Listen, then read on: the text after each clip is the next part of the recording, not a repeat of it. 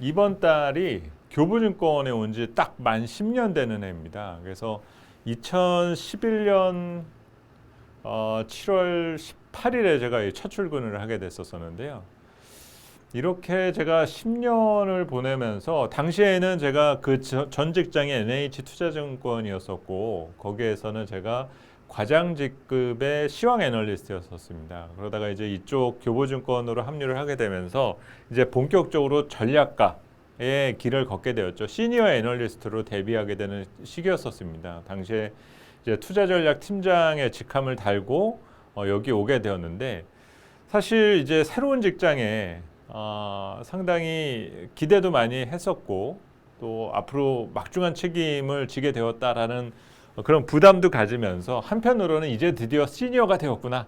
이제 내 자료로 내가 마음대로 쓸 수 있겠다라고 하면서 상당히 기분 좋음이 많았었던 그런 시기였었거든요. 그랬는데 2011년 제가 11년 7월에 왔다고 말씀을 드렸잖아요. 2011년 8월에 무슨 일이 벌어지게 되냐면 바로 미국 신용등급이 강등됩니다. 저는 이제 교보증권에 새로 합류해가지고 적응이 잘 되지도 않은 상태였었는데 오자마자 미국 신용등급이 강등되면서 2000선을 넘었던 코스피가 순간적으로 1800선을 깨고 내려가는 급락세를 8월 달에 경험을 하게 되죠. 그래서 정말 일을 많이 하게 되면 적응을 빨리 할 수밖에 없다고 이 현상이 벌어지게 되면서 상당히 그 혼란스러움이 가중됐었던 그런 것을 경험을 했었고 이 미국 신용등급 강등이 다행히 8, 9월에는 상당히 혼선을 가져왔었지만 연말까지는 또 어느 정도 또 진정되는 상황이 나타나 주었었고 그 다음에부터는 이제 유럽의 재정위기, 뭐 그렉시트 이 이슈가 이제 등장하면서 상당히 어려움이 지속된 그런 상황 등을 보여주었었던 거죠. 그래서 제가 왜 부채 한도에 대한 부분을 지금 이제 다시 꺼내들게 되었냐면은 지난 트럼프 정부 시절 2019년도 7월에 트럼프 정부와 민주당 간에 야 우리 지금 미중 무역 전쟁을 치르고 있는 상태에서 부채 한도에 대한 부분을 우리는 조금 번외로 좀 미뤄두는 것이 어떨까라고 얘기를 하면서 합의를 끌어내게 됩니다. 그러면서 그 부채 한도에 대한 그 시한을 얘기하지 말고 우리 당분간 어떤 재정 여력에 대한 부분에 여유를 가져보자라고 합의를 하게 되었었는데요. 그러면서 합의를 하게 된 것이 2021년 7월 31일까지 부채 한도에 대해서는 우리 서로 말하지 말자 하면서 지내왔었다라는 거죠. 그래서 이제 그렇다고 이제 이번 주가 지나게 되면은 부채 한도가 갑자기 생기게 되는 부분들은 아닙니다. 하지만 이제 자금 조달하는데 상당히 어려움을 겪게 될 수도 있다라는 얘기 등이 지금 시장에서는 제기가 된다라는 거고 그러면은 이제 시장에서는 얘기가 나오는 거죠. 부채 한도 그러면 어떻게 할 건데?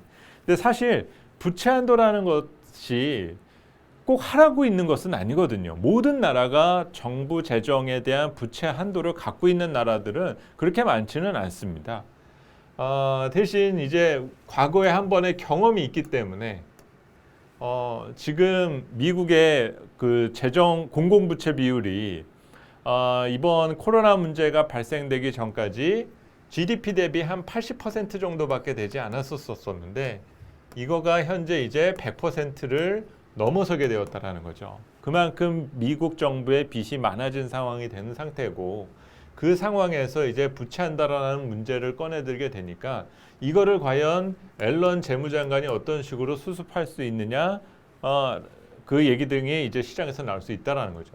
물론 2011년도 8월에 스탠다드 푸어스가 미국의 신용등급을 강등하게 된 사례는 여러 가지 조금 좋지 않은 이유 등이 많이 있었습니다. 당시에는 오바마 정부 시절이었었고 그 오바마 정부의 2기 정부가 출범하던 그런 시기였었거든요. 그러다 보니까는 뭐 여러 가지 미국 역사상 첫 흑인 대통령이다라는 부분이 정말 역사적으로 대단한 결과인 측면도 있었지만은 그 보수적인 금융 권력과 여러 그 영향 등이 한마디로 오바마 정부에 대한 손봐주기식 신용등급 강등이었다라는 얘기들도 상당히 많은 상황이거든요. 어쨌든 이 상황에 대한 데자뷰가 있는 상태이다 보니까는 이번 이 부채 한도에 대한 내용들을 계속적으로 다룰 수밖에 없다라는 거죠.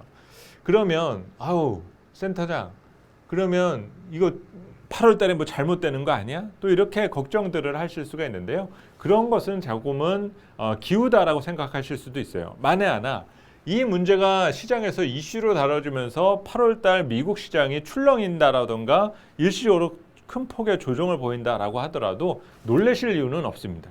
왜냐하면 미국 정부도 알고 있고 연준도 이미 알고 있는 내용이기 때문인 거죠. 그래서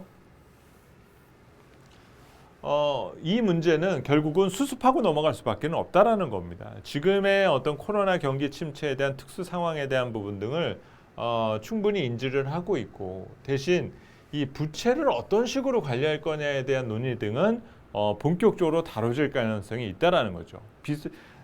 정부가 빚을 많이 지금 풀어둔 상황이기 때문에 이거를 해결하지 못하게 된 상태에서 이제 우리가 걱정하는 것은 이겁니다. 여기에서 이제 금리를 인상하게 되면 금리가 인상한다라는 것은 경기가 좋아진다는 뜻이니까 우리의 생활은 분명 좋아졌다라는 것들로 생각해 볼 수가 있거든요.